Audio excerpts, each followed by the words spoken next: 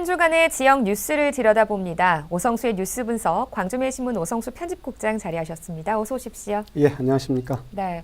10월 8일이죠. 이날 이제 취임 100일을 맞는 이용섭 광주시장이 얼마 전에 일자리 정책 4년 로드맵을 발표를 했습니다. 어떤 내용인가요?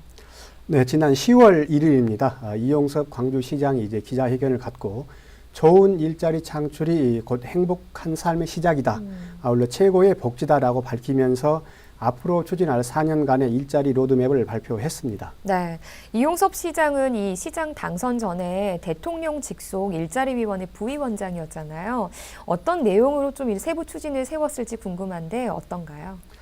네, 이용섭 시장은 이 분야, 그러니까 일자리 분야에 있어서는 대표적인 전문가잖아요. 네. 그래서인지 아주 일자리 로드맵이 좀 체계적으로 나왔습니다. 네, 네. 일단은 4대 전략을 세우고 또 이에 따른 10대 중점 과제 그리고 80여 가지의 어떤 세부 추진 과제를 이렇게 분야별로 제시를 했습니다. 네. 또 아울러 이 같은 계획을 연도별로 어떻게 추진할 것인지 연도별로도 제시를 했습니다. 네.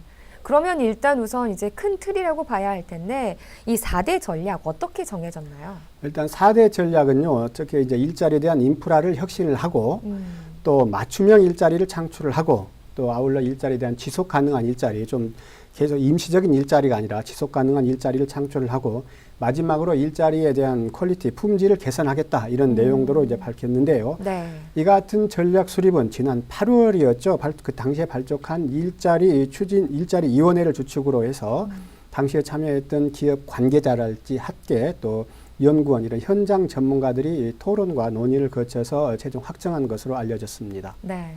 그런데 이제 많은 시청자 여러분들과 시민 여러분들께서는 어떤 일자리들이 어떻게 만들어지고 또 얼마나 만들어지는지 여기에 대해서 가장 많은 관심을 갖고 계시지 않을까 싶은데요. 어떤가요? 예, 맞습니다. 사실 일자리가 어떻게 만들어질지가 관심이 있을 텐데요. 네. 일단 공공 부분에서는 2만 개, 또 민간 부분에서는 8만 개 등 총 10만 개 정도 일자리를 만들겠다 이렇게 밝혔는데요. 네.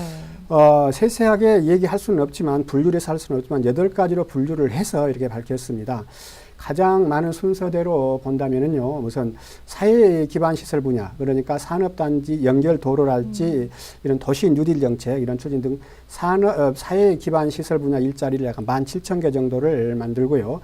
재정 지원 일자리, 그러니까 사회복지랄지 노인 일자리 사업 이런 공공 분야 등 이런 재정 지원 일자리에 16,000개, 그리고 사회적 경제 일자리라 그러죠. 뭐 협동조합 이런 육성지랄지 이런 사회적 경제 일자리도 16,000여 개, 그리고 관광 분야랄지 창업 투자 이렇게 서비스 등 총 10만 개 정도의 일자리를 만들겠다 이렇게 구체적으로 발표했습니다. 네. 이제 이런 계획을 4년 동안 연도별로 순차적으로 진행을 하겠다 이런 건데 광주시의 시정 운영 체계도 이런 정책에 발맞춰서 좀 많이 개편을 한다고요? 예, 그렇게 개편을 지금 추진 중이거나 했습니다. 네. 내용을 보면 일단 시장 직속으로 일자리위원회를 설치를 하고요, 네. 했고요. 또 그리고 일자리 담당 부서를 일자리 경제실로 이제 확대 개편을 했습니다. 네. 한마디로 말해서 일자리를 조금 대폭 좀 확대를 했던 것이죠. 네. 그리고 고용 영향 평가를 대폭 강화를 하고 꼭 일자리의 직접적인 분야는 아니지만 모든 부서에 일자리 성과 평가제를 적용을 했습니다. 네. 그래서 일자리 성과를 좀 많이 내는 분야에 인센티브를 주겠다 하는 그런 취지죠. 네. 또 일자리 관련 예산을 20% 확충을 좀 했습니다. 네. 이런 내용으로 봤을 때 광주시가 이번 일자리 로드맵 발표를 통해서 일자리 창출에 있어서 선도적인 주체로서 역할을 해나가겠다는 의지 표명은 분명하게 했습니다. 네. 그런데 이번 광주시의 일자리 정책이 또 정부가 발표한 일자리 정책 5년 로드맵과 좀 비슷하다라는 이야기도 있던데요. 광주시는 현재 여기에 대해서 어떤 입장인가요? 네, 일단 일부에서는 이용섭 광주시장이 이제 전직 일자리위원회 부위원장 시절에 발표했던 정부 로드맵과 흡사하다 이렇게 말씀드리긴 하고 있는데요. 네. 저는 물론 광주시도 이게 부정하지는 않고 있습니다만 저는 매우 바람직하다고 봅니다. 예를 네. 들어서 뭐 일자리라는 게 지자체 차원에서 일자리 대책이 있을 수가 있고 네. 정부 차원에서 대책이 있을 수가 있잖아요. 네. 거기에서 이제 맞춤형으로 추진하기 때문에 저는 그게 또 아주 그 바람직한 방향 중 하나라고 이렇게 보고 있습니다. 네. 광주시도 정부의 로드맵을 기초로 광주에 맞게 수정을 하고 재구성했다 이렇게 입장을 밝혔습니다. 네. 다시 말해서 정부에서 추진한 것을 지역 실정에 맞게 지역의 의견을 들어보고 또 발전시켜 나갈 것이다 라고 이렇게 제시를 한 셈입니다. 네. 이처럼 광주시가 굉장히 의욕적으로 일자리 로드맵을 발표를 했는데 좋은 일자리 창출을 위해서 좀 어떤 점들을 유의해야 할까요? 네, 사실 고용이 최대의 복지라는 말이 있지 않습니까? 그만큼 일자리가 중요한데요. 네. 문제는 일자리 자체도 중요하지만, 즉 일자리를 많이 만드는 것도 중요하지만 괜찮은 일자리를 만드는 것이 더 중요한 관건입니다. 네.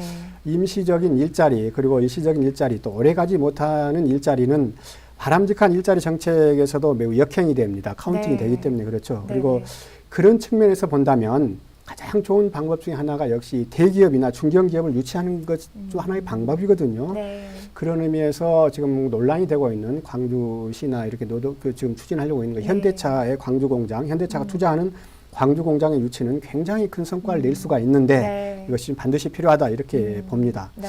또 아울러서 새로운 일자리만 만드는 게 무게를 둘 것이 아니라 기존의 일자리가 많지 않습니까? 네. 지역에서도 그런 일자리에 대해서 좀 꾸준히 관리를 해서 좀 떠나지 않게, 기업이 떠나지 않게, 그리고 또 기존에 있는 일자리의 품질을 높이는 것, 이런 것들을 더 신경 써야 할 것으로 보입니다. 네.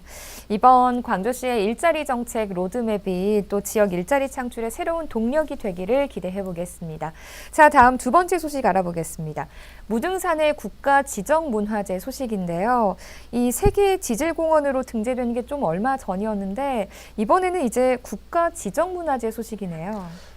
네, 문화재청이 그 화순군 이서면에 있는 무등산 규봉의 주상절리하고 네. 또 지곡너더를 국가 지정 문화재 중에서도 명승으로 지정을 예고를 했습니다. 네. 지정을 하겠다라는 것인데요. 이곳은 무등산 정상에서 남동쪽으로 약 한 1km 정도에 떨어진 곳인데요. 규봉은 아시는 것처럼 무등산에 있는 가장 큰 규모의 어떤 주상절리가 있고 또 네. 이곳에 있는 광석대는 서석대, 입석대와 함께 약 3대 무등산의 주상절리에 속한 곳입니다. 네. 제가 알고 있기로는 높이만도 약 한 30에서 40m 정도 이루고요. 이런 수직 돌 기둥이 약 100여 개 정도가 장관을 이룬 걸로 알고 있습니다. 네, 이제 규봉암 같은 경우는 많이 들어봐서 익숙한데 지곡너덜은 좀 생소하거든요. 어떤 곳인가요? 네, 아마 좀 많이 생소하실 겁니다. 네. 그러는데 너덜이라는 것이 순우리말로 이제 돌 무더기가 흩어져 있는 비탈을 의미를 하거든요. 네. 이제 주상절리가 이렇게 좀 기둥으로 된 주상절리가 오랜 시간 이제 풍화작용을 거치면서 돌 무더기들이 이제 모여 있는 그런 것들을 말하는데 네. 이번에 명승으로 지정 예고된 이제 지곡너덜 같은 경우에는 비탈의 넓이가 약 한 300에서 400m 가로 세로가 그렇게 네. 해서 약 4만 평방미터에 이르는 것으로 알고 있습니다. 굉장히 큰 이제 그 돌무더기 비탈이죠. 네. 그래서 이곳을 이제 국가 지정 명승으로 지정하겠다 이런 방침입니다. 네, 무등산이 지닌 매력이 정말 다양한 것 같은데요. 현재 이 광주시가 추진하고 있는 무등산 국가지질공원 인증이나 또 세계지질공원 인증까지는 성공적으로 진행이 됐었거든요. 근데 3단계인 유네스코 세계유산 등재만 남아있는데 이번 문화재청의 국가지정 문화재 등록이 좀 도움이 될 수 있을까요?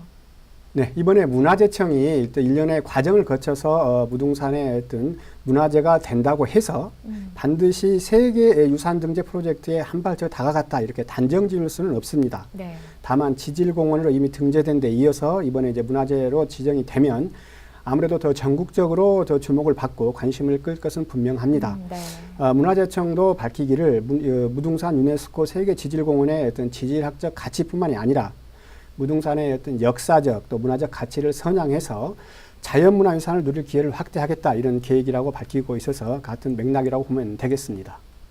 네, 그러면 이 문화재청의 국가지정 문화재로의 등록은 언제쯤 지정이 되나요?